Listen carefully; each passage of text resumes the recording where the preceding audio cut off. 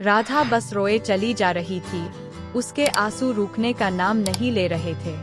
वो अपनी माँ से बार बार एक ही बात कह रही थी, मुझे बदनाम कर उसे क्या मिला, सिर्फ उसे डाइवोर्स तलाक आसानी से मिल जाए। उसने मेरा नाम गैर मर्दों के साथ जोड़ दिया, मेरी जिंदगी नरक बना दी। मेरे पति होते हुए खुद मुझ पर ये इल्जाम लगा रहे हैं। ये वही इंसान है जो कल तक मेरे लिए सब कुछ करने को तैयार थे, दिन को रात कहने को तैयार थे। आज अपने अहंकार में मुझे नीचा दिखाने के लिए मुझे तलाक दे रहे हैं। मेरी गलती क्या?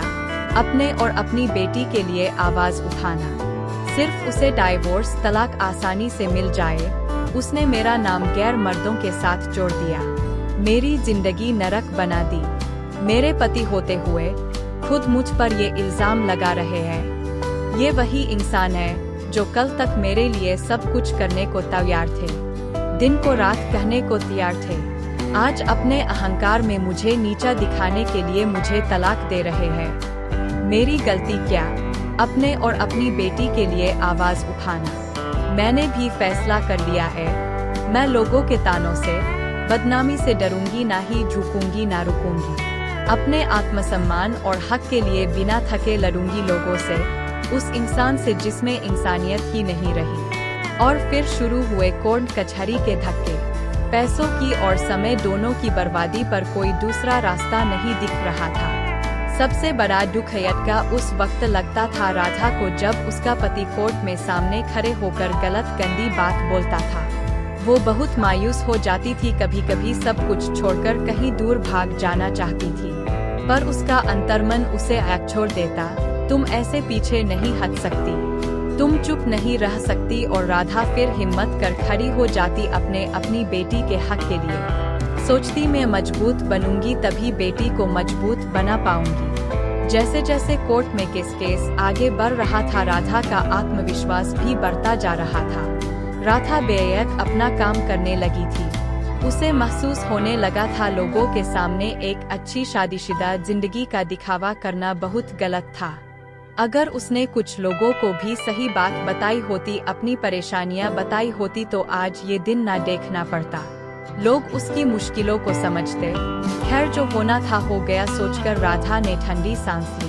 अब वो खुलकर जिएगी अपनी जिंदगी। उधर राधा के पति को भी एहसास हो गया था, उसने राधा पर झूठे इल्जाम लगा मुसीबत मोल ले ली है।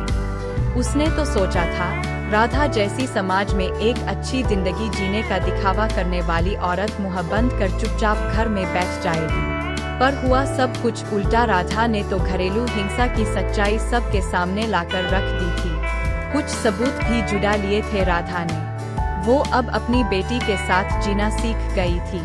तभी एक दिन दरवाजे की घंटी बजी। राधा ने भी सोचा कौन हो सकता है इस वक्त। जब देखा तो वो अचंभित रह गई। दरवाजे पर उसका पति खड़ा था। उसने राधा से पूछा, अंदर आ जाओ। राधा ने कुछ सोचा, बोल। उसे अंदर आने दिया और पूछा, अब क्यों आए हो? वो बोला, मुझे माफ कर दो, मुझसे गलती हो गई और घर वापस चलो। मैं तुम्हारे और अपनी बेटी के बिना नहीं रह सकता। अचानक आए इस बदलाव से राधा सोच में पड़ गई थी। वो कुछ समझ नहीं पा रही थी, पर उसका पति केस वापस ले, साथ में सुखी जीवन बिताने की बात कर रहा था। उसने राधा से कहा, चाहो तो थोड़ा सोचकर जवाब देना, पर राधा का जवाब तो तैयार था। उसने साथ जाने से मना कर दिया और बेटी ने भी बोल दिया, मैं मम्मी के साथ ही रहूंगी। राधा का पति ये बोलकर तुम ठीक नहीं कर रही वहाँ से चला गया। पूरी रात वो सोचती रही, उसने गलत निर्णय तो नहीं लिया क्या? मुझे अपनी बेटी के अच्छे भविष्य के लिए साथ चले जाना था। बेटी को माँ पापा दोनों मिल जाते, शायद सच में उनकी सोच बदल गई हो। सोचते सोचते सुबह हो गई। सब घरवाले भी सोच में थे, क्या किया जाए, इंसान बदल भी तो सकता है। पर सबने समझदारी दिखा, कुछ दिन इंतजार करने का सोचा। तभी केस की तारीख भी आ गई। राधा ने सोचा था आज के पति के व्यवहार से पक्का निर्णय ले लेगी, और जो हुआ सोच से बाहर था। पति का वही रूप पाया।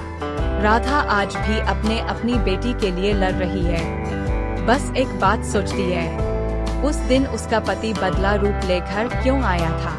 क्या सच जाना सही था, या अपने हक अपने आत्मसम्मान के लिए लड़ना?